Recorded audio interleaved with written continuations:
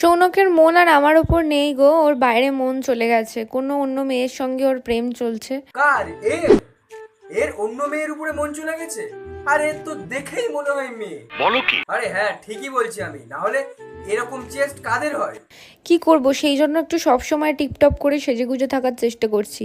আমি জানি না ওর মন আমি কিভাবে আমার দিকে আনবো। মন যদি ফেরাতে চাও তাহলে একটাই কাজ করতে পারো।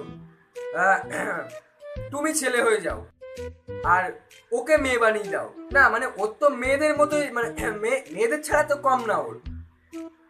সে যাই হোক, আজকাল আমি একটা নতুন টার্গেট নিয়েছি। সেই টার্গেটটা হচ্ছে যারা আমাদের এখানে এসে বালছাল কমেন্ট করো বা বালছাল কথাবার্তা বলো, তাদের মতো 5টা ছেলের গার্লফ্রেন্ডকে আমার এই চেস্টের মধ্যে পুরো ঢুকিয়ে নেবো। তো ঢুকিয়ে আরে দাদা একটা কথা বলবো, বলছি ওটা চেস্ট?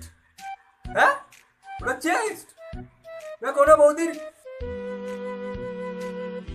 সরি, আমার একটু চুলকানি বেড়ে গেছে, বুঝলে তো। তাহলে বিটেক্স দাঁত হাজার মলম লাগাও। এখানে এসে চুলকাচ্ছ কেন?